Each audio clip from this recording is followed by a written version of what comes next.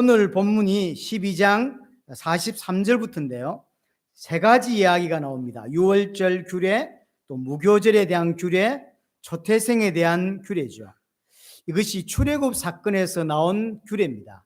이게 오늘만 나온 것이 아니라 앞부분의 12장에도 보면 또 나왔어요. 반복해서 나오고 있습니다. 반복해서 나오고 있다는 이야기는 지금 강조를 하고 있다는 이야기고 굉장히 하나님이 중요하게 다루신다라고 하는 이야기죠. 그래서 얼마만큼 중요하냐면 매년 반드시 지킬 영원한 규례다라고 12장에서 여러 번 이야기를 했고 오늘 13장 10절에도 해마다 절기가 되면 이 규례를 지키라라고 이야기를 합니다. 그렇게 지키고 있으면 자녀들이 물을 것이다. 이게 뭐 하는 겁니까? 라고 물으면 자녀들에게 상세하게 가르쳐주고 그리고 자녀들 또한 그렇게 영원히 지키게 만들어라라고 하는 것이 12장에 나왔고 오늘 또 13장 8절과 14절에 또 등장을 합니다. 왜 이렇게 중요하게 다룰까요? 하나님이 뭐라고 이야기하냐면 이 유월절, 쉽게 말하면 출애굽 사건으로 인하여 구원받은 이 사건은 내 인생의 첫 달이 되게 해야 된다라고 이야기하죠. 내 인생의 시작은 여기에요. 내 존재의 시작은 구원으로부터 시작된다는 거죠. 하나님 보실 때 내 인생의 가장 중요한 시작점, 출발점이 출애굽인 거예요. 유월절인 거죠. 우리에게 말하면 구원인 거예요. 그래서 절대로 놓치지 마라. 절대로 잊지 마라. 그래서 계속 강조를 하고 있는 것입니다. 그럼 이렇게 지켜야 되는 유월절의 의미가 뭐냐는 거죠. 왜 지켜야 되냐? 왜 유월절을 지키는 이유가 뭐냐 할 때 큰 틀에서는 하나입니다. 하나님께서 출애굽을 통해서 내게 주신 그 구원이 어떤 것인지를 절대로 놓치면 안 된다라고 하는 거예요. 구원이 그냥 일어난 게 아니라는 거예요.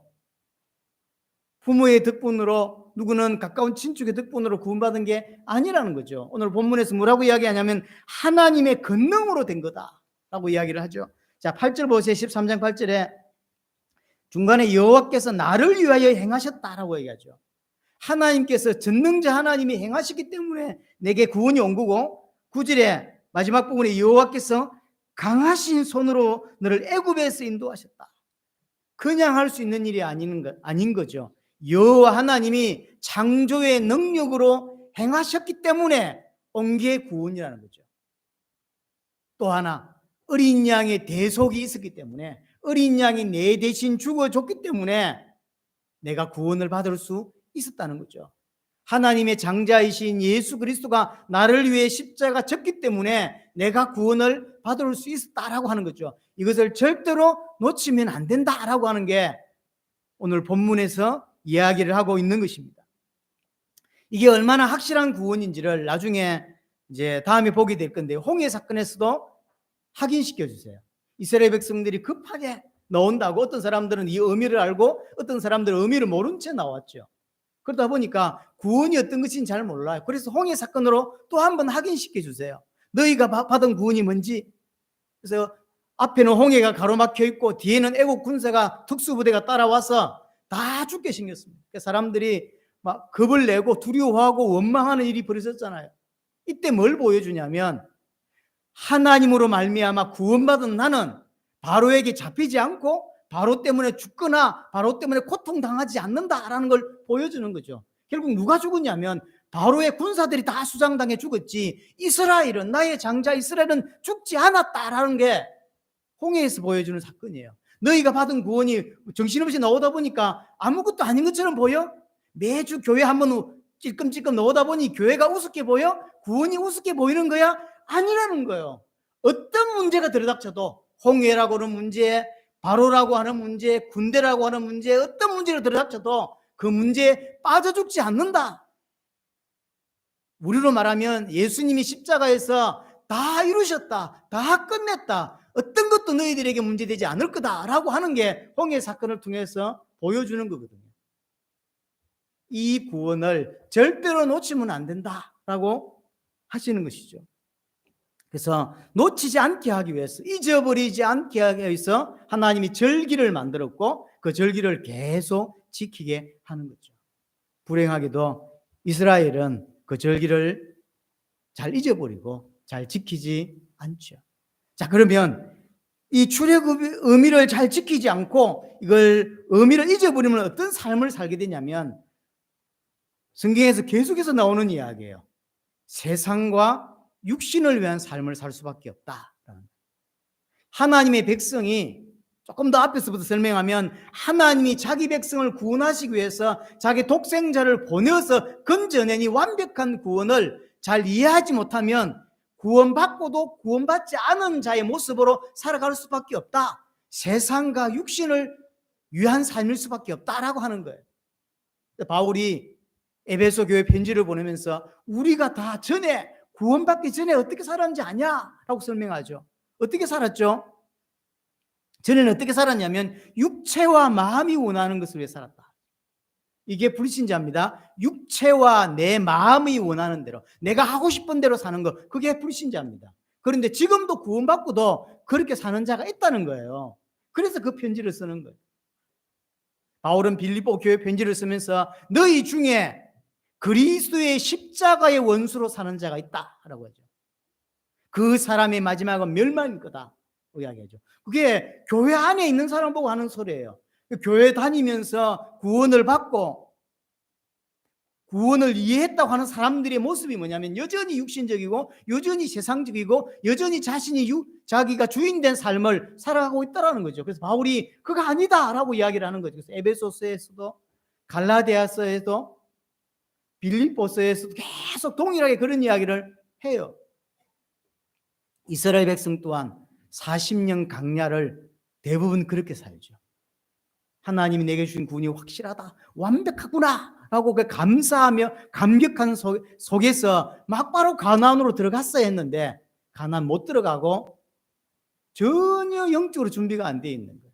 믿음의 준비가. 그래서 원망하고 불평하고 이런 구원받지 못한 자의 모습이 여전히 그 구원받은 자의 삶 속에 여전히 튀어나오는 거죠. 예체질, 예생각, 여러 가지 모습들.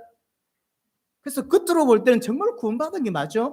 달라진 거라고는 교회 좀 다니는 거 외에는 달라진 게 없어 보이는 이 모습으로 살아가고 있더라는 거죠. 하지만 바울이 분명히 이야기하죠. 구원을 받고 구원을 이해한 자의 삶은 어떤 거냐면 고린도후서 5장 15절에 다시는 그들 자신을 위해 살지 않고 그러죠. 옛날에는 그들 자신을 위해 살았어요. 왜 밥을 먹고 왜 직장을 다니냐면 내가 원하는 것을 하기 위해였던 거죠. 내 육신이 원하는 것을 하기 위해서 밥도 먹고 그렇게 했던 거예요. 하지만 이제 구원받고 나니까 그런 삶을 살 수가 없더라는 거예요. 어떻게 사냐면 나를 위해 십자가 죽으셨던 그분을 위해 살 수밖에 없었더라. 그렇게 표현하죠. 로마서에는 뭐라고 말하냐면 한 번도 만나지 못한 로마 교회 성도들에게 편지를 보내면서 이야기하는 것입니다. 우리 중에 누가 자신을 위해 사는 자가 있고 우리 중에 누가 자신을 위해 죽는 자가 있냐? 사나 죽으나 다 주를 위해 사는 거 아니냐? 다 주를 위해 죽는 거 아니냐? 라고 하죠. 구원받는 자의 모습이 그렇다라는 이야기를 하고 있는 거죠. 이 이야기가 결국 이 땅에 살아가는 우리의 이야기고 이 땅의 교회의 이야기입니다. 이게 지금 이스라엘 이야기이긴 하지만 이게 이 땅의 교회의 이야기. 하나님 우리에게 구원을 주신 다음에 반복적으로 예배를 드리게 합니다. 그래서 교회에 나오게 하죠. 왜 나오게 합니까? 하나님을 기억하고 내게 주신 구원을 기억하고 그 구원을 이 땅에서 누리라는 거죠. 그게 예배드리는 중요한 목적 중에 하나입니다. 반대로 예배를 놓치게 되었을 때 예배에 참여했지만 여전히 예배를 드리지 않는 모습이거나 아예 예배를 못 오는 사람, 예배의 삶을 살지 않는 사람은 어떻게 살 수밖에 없냐면 100% 세상과 육신을 위해 살 수밖에 없어요. 은혜는 끊어지고 뭐 어떤 사람은 심하게 말하면 교회를 착실하게 잘 다녀도 그 교회 다니는 목적이 자신과 육신을 위한 것입니다. 이렇게 기도하면 복 받을 거야. 그런 거죠. 이렇게 행동하면 복 받을 거야. 이렇게 헌금하면 하나님이 더해 주실 거야. 오예배 때 이야기 좀 할 수 있을지 모르겠는데 베드로가 지난 몇 주 전인가 제가 이야기를 들었죠. 예수님과 부자의 대화 속에서 자기는 율법을 다 지켰다는 거예요. 그러니까 네 거 다 팔고 그럼 나를 쫓아라. 이러고 하니까 부자라서 근심되어 갔죠. 이때 베드로가 딱 한마디 합니다. 우리는 다 버리고 주를 따랐습니다. 하죠. 그때 그 다음 말을 안 했어야 했는데 베드로가 한마디 더 합니다. 우리한테 뭘 해주실 겁니까? 왜 베드로는 다 버리고 배도 버리고 다 버리고 왔냐면, 다 버리면 더 큰 걸 얻을 수 있다라고 생각했기 때문인 거죠. 지금 예수님 따라다니면서 베드로는 여전히 왜 버렸냐? 더 큰 걸 받으려고. 이렇게 교회 다니는 사람이 있는 거죠. 왜 11조 하냐? 이거 하면 하나님이 뻥튀기 해가지고 더 줄 거다. 복 줄 거다. 이렇게 생각하는 거죠. 이렇게 헌신하고, 목사님이 해외 갈 때 또 헌신하고 기도 좀 하면 하나님이 날 이쁘게 봤어. 또 복 줄 거다. 이런 생각 때문에 보험을 드는 거죠. 그게 신앙이냐 이 말이에요. 그게 아니라는 거예요. 성경에서. 그래서 하나님이 교회를 우리 계속 다니게, 그것도 반복적으로 계속 다니게 하는 거예요. 다니면서 마치 이스라엘이 절기를 지키고 유월절을 지키고 또는 안식일을 지키면서 계속 하나님을 기억하고 구원을 기억하고 구원의 그 하나님의 은혜를 늘 기억하고 그렇게 해야 되듯이, 우리는 예배를 통해서, 매주 예배를 통해서 계속 하나님을 기억하고 주신 구원을 다시 한번 묵상하고 만드는 거죠. 정상적으로 계속 교회를 잘 다니고 또 하나님의 목적도로 예배를 드리면 어떤 깨달음이 오냐면, 야, 한 번 갖고 될 일이 아니구나. 왜냐하면 내가 보이기 시작하는 거예요. 내가 이런 사람이었구나 라는 게 보이기 시작하니까 일주일에 한 번 교회 와야 될 일이 아니구나. 그래서 주중에 메시지 또 돌려서 듣고, 또 어떤 사람 수요 예배, 올 수 있는 사람 수요 예배 또 참여하고 이렇게 하는 거예요. 왜냐하면 내 삶이, 내 갖고 있는 창세기 3장이라고 하는 그 불신앙이, 야, 일주일에 교회 한 번 가가지고 그래하고 해결될 문제가 아니라는 걸 알게 되는 거죠. 그러면서 당연히 또 은혜도 받게 되고, 정상적으로 예배를 드려보면 알아요. 내 모습을 알게 되고요. 그리고 세상의 영적 싸움이 얼마나 큰지를 알게 되고, 이런 것들이 이제 계속 답이 나오는 거예요. 하지만 이런 예배를 하면서 진짜 받아야 될 것들을 못 받으면 그냥 지나가 버려요. 그나마 일주일에 한 번이라도 개우하는 사람은 그나마 조금씩 기억하고 살 정도진 거죠. 자, 이스라엘이 지키는 절기를 쭉 한번 보세요. 이 절기는 전부 어디에서 결국 출발됐는지 자세히 보면 결국 출애굽에서 출발됐어요. 출애굽 사건에서 전부 절기가 나오죠.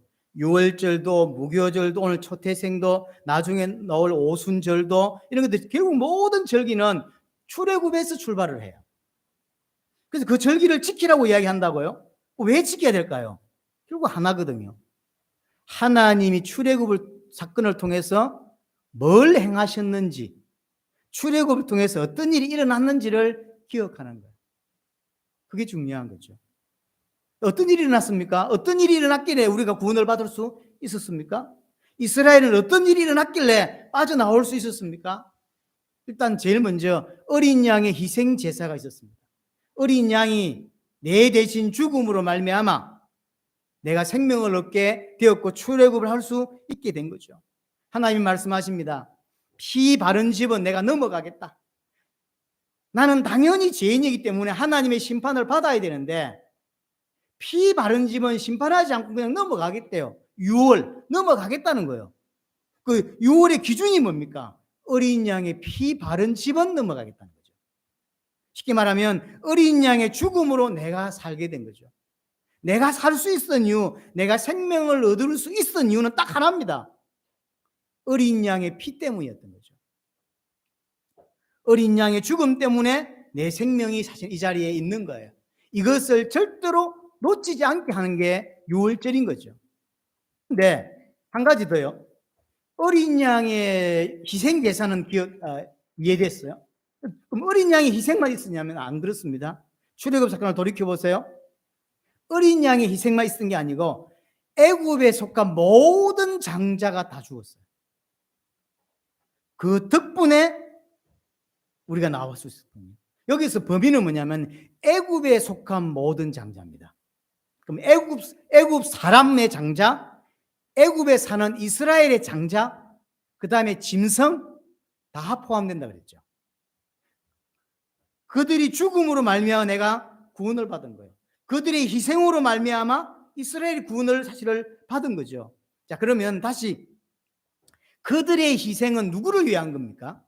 이스라엘 백성을 살리기 위한 거죠.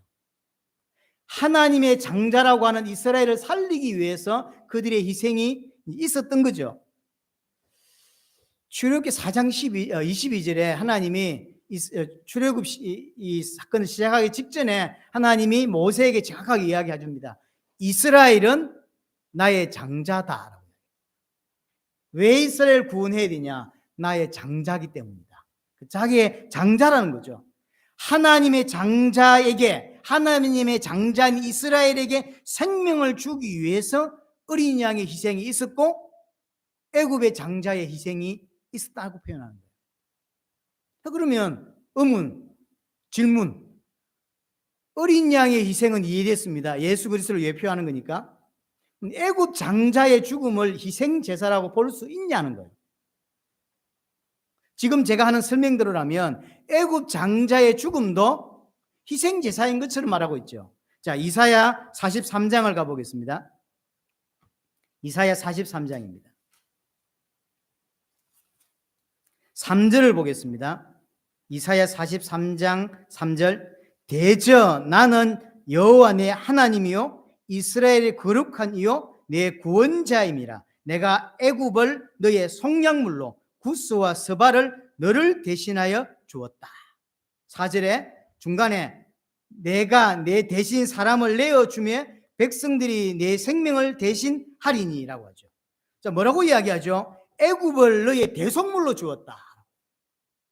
어린 양만 대속물인 줄 알았더니 아니라는 거죠. 애굽의 장자도 대속을 희생 제사인 것처럼 말하고 있고 구스와 스바를 멸망시킨 이유가 뭐냐면 너희를 건져내기 위한 대속물이었다라고 오늘 본문에 설명을 하고 있는 거예요. 약간 이상하죠? 우리는 이런 개념을 들어본 적이 없단 말이에요. 그렇죠? 우리 어린 양이지 무슨 애굽 장자가 죽는 게 희생 제사고 구스와 스바가 죽은 거 멸망받은 것이 우리 대신에 죽은 거냐? 우리 이런 걸 배워본 적이 별로 없어요. 하지만 조금만 자세히 보면 이야기를 성경은 하고 있어요. 그렇게 표현하고 있는 거예요.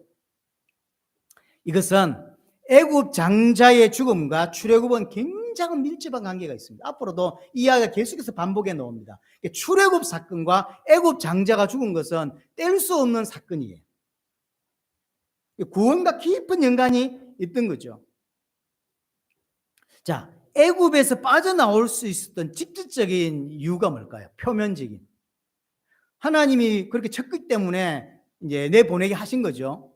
근데 표면적으로 이스라엘이 애굽에서 나올 수 있는 직접적인 이유는 뭐냐면 애굽 장자의 죽음 때문이에요. 만약에 애굽의 장자의 재앙, 장자의 죽음 재앙이 없었다면 바로는 이스라엘을 내보내지 않았을 거예요. 그렇겠죠?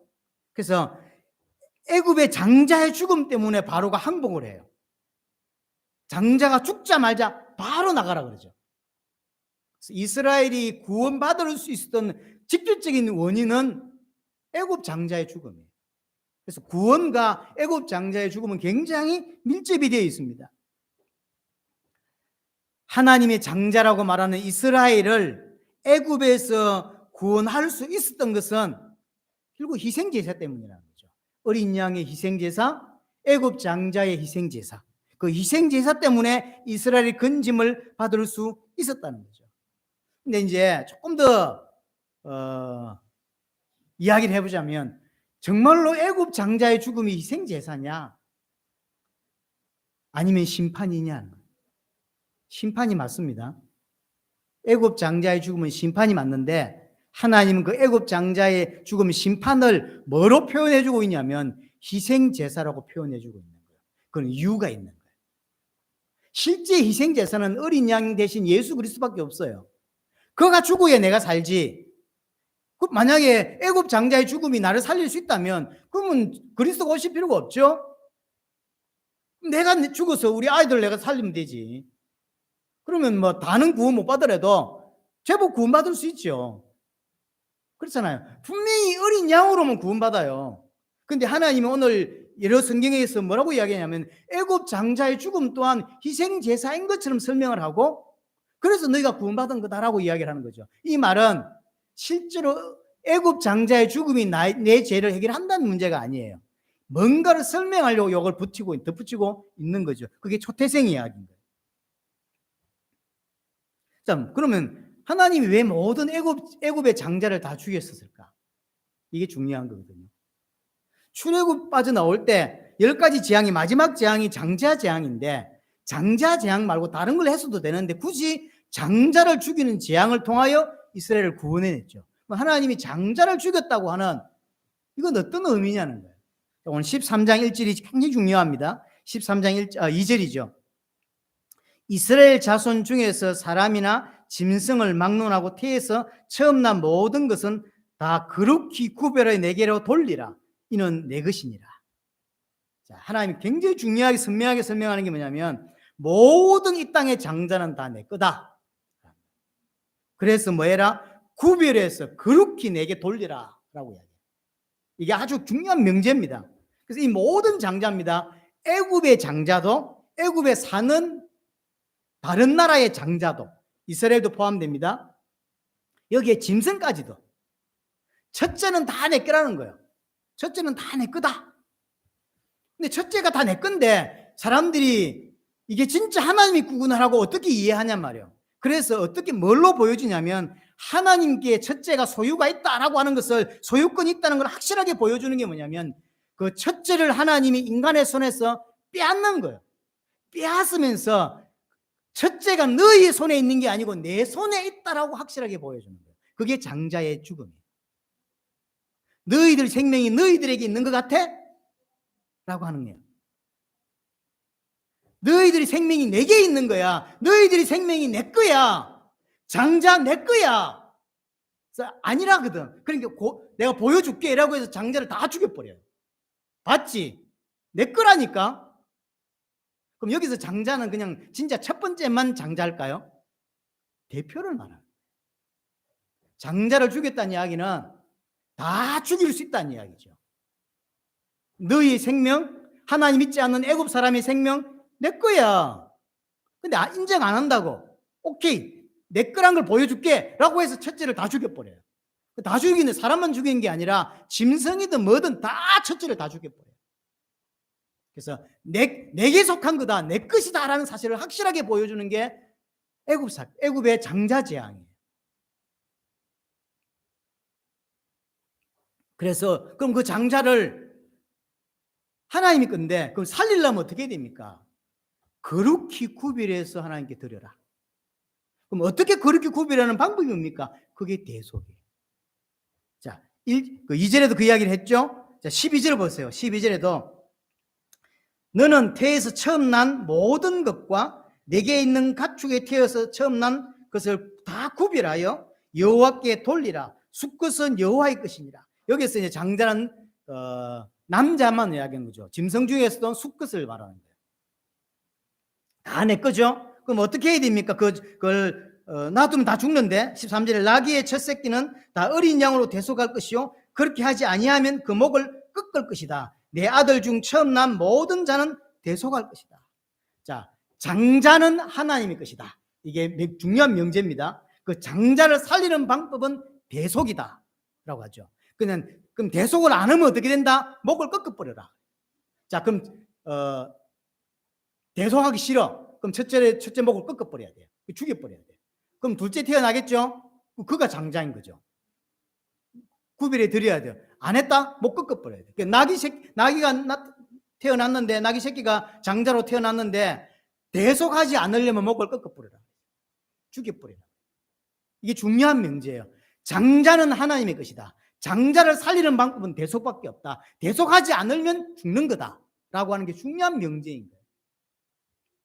그래서 여기까지 들은 거죠. 나귀 새끼도 그냥 하면 안 된다. 어린 양으로 대속해라. 이게 대속의 원리입니다. 이게 구원의 원리예요. 그래서 저 성경 전체에서 결국 좀 좁게 말하면 출애굽 사건은 한마디로 말하면 하나님의 장자를 구원하는 구속 이야기입니다. 장자를 살리기 위해서 대속의 죽음이 있어야 된다라고 하는 게 구원의 핵심이에요. 그렇죠? 장자를 살리기 위해서는 반드시 대속이 필요하다라고 하는 거죠. 자, 출애굽기 22장을 한번 가보겠습니다. 출애굽기 22장 보세요. 22장 29절입니다. 너는 네가 추수하는 것과 내가 짜낸 접을 바치기를 더디하지 말지며 내 처음 난 아들을 내게 줄지며 30절에 내 소와 양도 그와 같이 해라. 너무 어리니까 이래 동안 어미와 함께 있다가 8년 만에 내게 돌려줘야 된다라고 이야기하죠. 그러니까 처음 난 건 무조건 사람이든 짐승이든 뭐든 다 내 거다. 내게로 돌려라. 돌리는 방법이 대속이다 라고 이야기하는 거죠. 자, 레위기로 가볼게요. 레위기 23장 가봅니다. 출애굽기 다음에 레위기 23장 10절부터 우리 14절까지 이야기인데, 레위기 23장 10절부터 14절 10절 보세요. 이스라엘 자손에게 말하여 이르라. 너희는 내가 너희에게 주는 땅에 들어가서 너희의 곡물을 거둘 때에 너희의 곡물의 첫 이삭 한 단을 제사장에 가져올 것이다. 자, 곡물이 나왔어요. 첫 이삭, 첫 열매가 나왔습니다. 그거 하나님 거라는 거, 그거 하는 게 바쳐라. 무조건 명제가 뭐냐면 첫 번째 것은 장자는 하나님 거다라는 거예요. 장자를 살리는 방법은 대속이다. 대속하지 않으면 죽는 거다라고 하는 게 하나님이 지금 중요한 명제예요.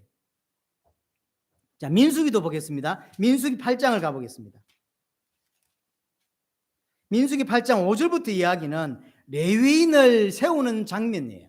하나님께 구별해서 지금으로 말하면 목회자로 따로 부르는 사람들이라고 보면 됩니다. 레위인을 구별하는데 희한하게 뭘 덧붙이냐면 우리 16절부터 보세요. 레위인을 세울 때 이렇게 세워야 된다라고 규정을 설명하고 16절에 그들은 레위인이죠. 이스라엘 자손 중에서 내게 온전히 드림받았다. 레위인을 두고 하는 소리입니다. 하나님께 드려진 자라는 거죠. 이스라엘 자손 중 모든 초태생 곧 모든 처음 태어난 자 대신 내가 그들을 취하였다. 자, 레위인을 왜 특별히 구별해 세웠냐? 이유가 뭐라고요? 네 대신. 장자 대신에 내가 레위인을 받은 거다라는 거죠. 그래서 나중에 더 하면 설명할 길이 있는지 모르겠는데요. 레위인 숫자하고 이스라엘 장자 숫자를 맞춰요. 이렇게. 그래서 그게 이제 모자라면 대속을 짐승을 해가지고 대속을 시킨다 이런 내용들이 다음에 한번 설명할 수 있을 건데요. 레위인을 세우면서 그냥 예배를 똑바로 해야 되니까 레위인을 세웠다 이렇게 말하면 되는데 하나님 뭐라고 말하냐면 레위인을 왜 세웠는지 알아? 네 장자 대신 내가 레위인을 받은 거야. 그러니까 네 장자를 사실 죽여야 되는데 내 건데 네 인생을 살게 하고 장자가 내 건데 대신 네 인생을 살되 네 대신 담보로 잡았단 말이에요. 누굴요? 레위인을. 그래서 너는 레위인을 볼 때마다 내 대신 저 자리에 서 있는 사람이다 라고 보라는 거예요. 그가 헌신한 것 때문에 네가 살아있는 거야. 네 대신 저 자리에 가 있는 거야 라고 레위인을 세웠다는 거죠. 그래서 레위인을 가지고 대속을 하는 거예요. 원래 짐승을 가지고 대속을 해야 되는데 레위인을 세워서 대속을 시키는 이런 장면이 나오죠. 자, 정리를 하면 이런 거예요. 모든 초태생은 다 하나님 것이고 그 모든 초태생을 살리는 길은 하나밖에 없어요. 대속밖에 없는 거죠. 만약에 대속하지 않으면 죽는 것입니다. 자, 그럼 이건 왜 이렇게 할까요? 왜 이렇게 할까요? 왜 사람 태어나도 그렇고 다 이렇게 왜 이렇게 할까요? 이유는 하나입니다. 대속을 놓치지 마라. 자, 결혼해서 애를 낳았죠. 장자가 태어났습니다. 그럼 제일 먼저 뭘 생각해라? 대속을 생각해라. 키우던 짐승이 새끼를 낳았어요. 뭘 생각하라? 대속을 생각해라. 이삭이 이제 이게 뭐죠? 이게 곡식들이 이게 자랐죠. 그럼 뭘 생각해라? 대속을 생각해라. 열매를 거두었습니다. 대속을 생각해라. 레위인을 보면서 최소 일주일에 한 번씩 안식을 하는 성전에 갈 거 아닙니까? 그들은 레위인을 볼 때마다 이 때문에 저 서 있는 사람이야. 대속을 이해됩니까? 뭐든지 대속을 느끼게 만드는 거예요. 여기다 끼워 맞추고 저기다 끼워 맞추고 뭐만 데다 다 끼워 맞춰서 어쨌든 일평생 계속 가슴에 새기게 만드는 게 뭐냐면 대속. 절대 놓치면 안 돼. 대속. 그거요. 이해되죠? 그냥 계속 설명하면 되는데 하나님이 이렇게 말했어요. 왜냐하면 인간은 못 알아들으니까. 자식 놓고도 대속, 곡식 거두고도 대속, 타작하고도 대속, 새끼 낳아서 대속, 자라 대속, 감이 열려서 대속, 교회 가니까 목사 보여 대속. 그런 거예요. 교회 때를 왔더니 목사님이 계시네, 전사님이 계시네, 대속. 그 이야기인 거예요. 절대로 놓치지 마라. 그게 대속이에요. 결국 유월절의 의미가 그거 아닙니까? 하나님이 내게 주신 구원이 얼마나 위대하고 얼마나 중요한지 당신들 모르지 않냐? 그러니 유월절을 통해서 하나님의 권능으로, 하나님의 능력의 손으로 너희를 건져내었고 어린 양이 대신 죽음으로 네가 구원받은 거야 라고 하는 사실을 설명해 주는 게 유월절이고 이게 초태생 절기란 말이에요. 자, 그럼 이제 결론적으로 어린 양이 희생이 되었던 애굽 장자의 죽음이 되었던 결국 이것은 뭘 의미하는 거냐면 예수 그리스도의 보혈을 의미하는 거죠. 어린 양이 죽는다고 우리가 구원을 받습니까? 어린 양 대신 예수 그리스도의 십자가의 보혈로만 구원을 받습니다. 예수 그리스도로만 하나님 만날 수 있고 예수 그리스도만 우리의 죄 문제 해결할 수 있는 것입니다.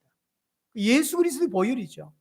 그것을 기억하라고 하는 것이 구약에는 유월절이고 신약에는 그 십자가를 영원히 잊지 말라 기념하라고 하는 게 있죠. 그게 성찬식이죠. 예수님 마지막 성만찬을 하시면서 영원히 기념하라 그러죠. 같은 거예요. 지금 우리는 유월절을 지키지 않잖아요. 물론 어떤 이상한 교단에서는 그건 이단이지만 유월절을 지키죠. 왜 지킬까요? 예수 그리스도 십자가를 인정할 수 없기 때문이죠. 예수님께서 당신이 어린 양이 되셔서 십자가에서 완성을 했기 때문에 유월절을 안 지키는 거예요. 그래서 유월절과 똑같은 개념으로 우리에게 주신 것, 구약에는 유월절이라든지 이런 절기들을 주셔가지고는 계속 기억하게 만들었다면 지금 우리에게는 똑같은 개념으로 주신 게 성만찬이에요. 그래서 초대교회는 매일 내지는 매주 했죠. 근데 지금은 매주 하려고 하니까 일이 너무 많아. 우리처럼 작은 교회는 그래도 괜찮아. 자, 교회가 10만 명이야. 매주 한다고 생각해 보세요. 이건 일하다 끝나는 거죠. 그래서 의미를 놓쳐버리기 더 쉬운 거예요. 성찬을 통해서 의미를 찾으려고 하는 건데 성찬 준비 때문에 의미를 더 놓치는 경우가 생기는 거죠. 여하튼 예수님 마지막 이것은 내가 너희를 위해서 흘리는 피고 너희를 위해 찢는 몸이다 라고 하면서 떡과 포도주를. 그래서 성만찬에서는 예수님의 성만찬에서는 어린 양의 고기가 없죠. 원래 유월절은 어떻게 해야 되죠? 어린 양의 고기와 썬 나물을 먹어야 돼요. 근데 이게 바뀌어서 당신이 어린 양이기 때문에 당신의 몸을 뜯었기 때문에 그 필요 없고 당신의 몸을 의미하는 떡과 포도주를 마셔. 그걸 영원히 기념해라고 하죠. 그게 성만찬이죠. 우리가 하는 1년에 한두 번 정도 하는 성찬식인 거죠. 성찬식이라고 하는 예식이 중요한 게 아니라는 이야기예요. 왜 그걸 영원히 기념하라고 하는 거냐 말이에요.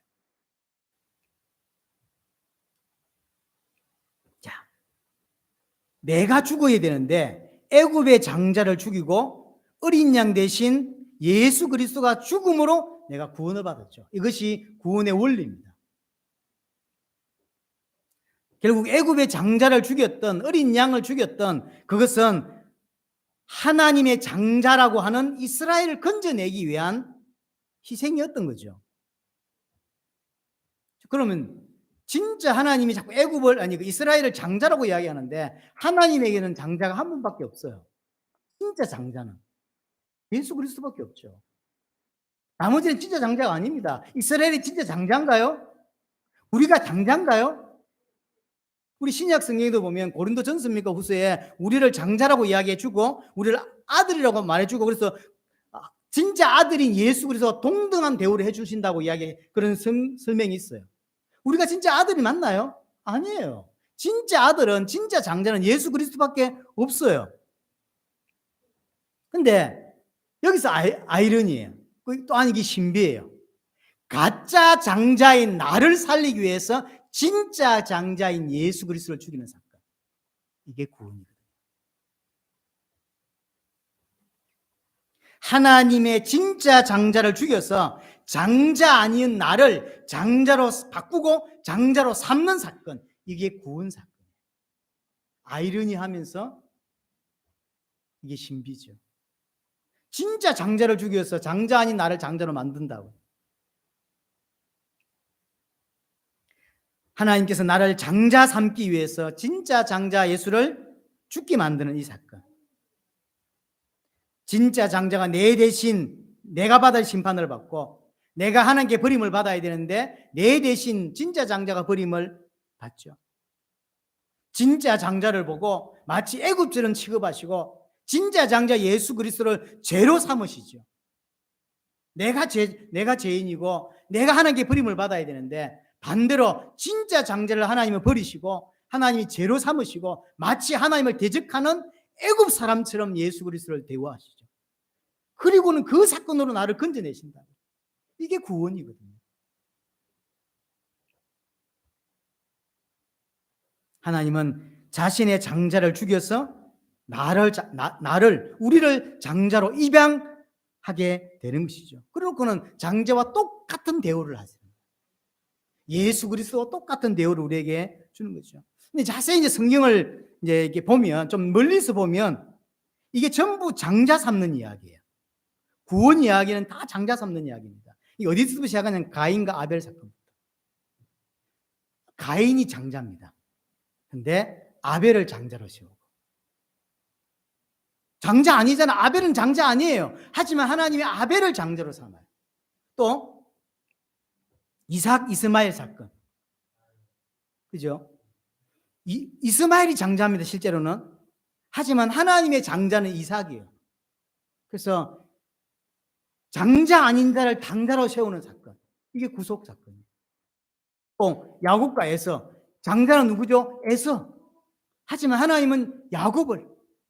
다윗도 보세요. 다윗은 막내입니다. 나중에 여러분들 그 사무엘상 같은 거 읽어보세요. 읽어보시면 그 왕감, 이게 감이라 그러죠. 야, 이 감당할 수 있을 때 그 사람 이게 그 선지자가 와서 그 앞으로 왕될 사람에게 기름 붓겠다고 하니까 우리 가정에 왕될 사람이 있다고 하니까 막내 다윗만 빼놓고 다 불렀잖아요. 누가 봐도 첫째가 왕감이에요. 자기도 그렇게 생각했겠지. 뭐 여러 가지 성품이나 그릇이나 볼 때 내가 왕 되는 게 맞지. 야, 하나님 나를 선택한 거야? 이랬겠죠. 근데 왜 다윗은 신경도 안 씁니다. 왜일까요? 왕감이 아닌 거예요. 왕될 만한 인물이었으면 혹시나 모르니 데려다 놨겠지. 근데 다윗은 아예 제꼈어. 저 멀리 양치라고 보내놨죠. 그리고 나머지 애들 다 불러놓은데 하나님이 아니라 그러고 아니라 그러고 아니라 그러고 없는데 그러면 이게 다냐라고 물으니까 아니 하나 있긴 한데 걔 데려오라는 거죠. 쉽게 말하면 자기들도 스스로 다윗 자신도 그렇고 형들이나 아버지 이세도 지가 생각할 때 자기가 생각할 때는 다윗은 왕감이 아닌 거죠. 왕인물이 아닌 거죠. 근데 다윗을 왕으로 세우거든요. 그게 성경 이야기예요. 우리 이야기잖아요. 우리가 아들인가요? 우리가 하나님의 아들인가요? 아니에요. 아무 상관이 없어. 죄인이고 하나님을 대적하는 자고 하나님을 원망하는 자지. 그게 더 잘하는 자예요. 근데 우리를 장자 삼는 이야기. 장자 삼기 위해서 진짜 장자 예수 그리스도 십자가에 버리는 이야기. 이게 이게 성경 이야기, 이게 구원 이야기란 거예요.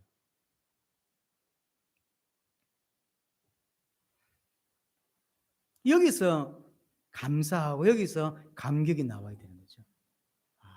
아무것도 아닌 나를, 지옥 가도 무방한 나를, 당신의 장자를 죽여서 나를 장자로 삼고 입양하시고 똑같이 장자로 대우해 주신 이 사건. 성경 전체는 특별히 출애굽에서 보여주지만 성경 전체는 장자 아닌 자를 장자 삼는 이야기가 구원 이야기고 성경 이야기입니다. 그래서 이것을 절대로 잊지 마라. 그러는 거죠. 절대로 잊지 마라. 너희를 장자 삼기 위해서 진짜 장자를 내가 죽였다. 잊지 말라는 거죠. 이 사실을 알 때만, 이 어마어마한 구원의 비밀을 알 때만 하나님 백성답게 살 수 있다라고 하는 거예요. 그래서 그럼 이 의미를 아는 자가 가는 곳이 새하늘과 새 땅인 거죠. 이것을 기억하고 의미를 아는 자, 그 사람이 가는 게 새하늘과 새 땅입니다. 알지 못하는 자는 어떻게 살까요? 구원받고도 여전히 세상과 육신을 위해 살 수밖에 없고 여전히 구원받기 전에 애굽에서 했던 그대로 염려하고 고민하고 원망하고 근심하고 그 삶을 그대로 살아가고요. 애굽의 가치관을 그대로 살아가요. 애굽에서 나온 지가 수십 년 지났는데 여전히 애굽이에요. 바로에서 빠져나온 지 해방된 지가 오래됐는데 여전히 바로가 왕이에요. 자기 마음속에. 그걸 바꿔야 될 거 아닙니까? 바꾸려고 하니까 강야가 필요한 거예요. 그 방법 외에는 없는 거예요. 우리를 하나님의 백성답게 만들려고 하니까 여러분은 이해하지 못하지만 하나님은 그렇게 하실 수밖에 없는 거죠. 어떤 사람 이런 모양으로, 어떤 사람 저런 모양으로 어려움과 고민들을 주시는 거예요. 그래서 계속 강야의 삶을 통해서 결국 하나님만 의지하고 하나님만 인정하고 새하늘과 새 땅에 들어갈 수 있는 자로 우리를 만들어가고 있다라고 하는 것이죠.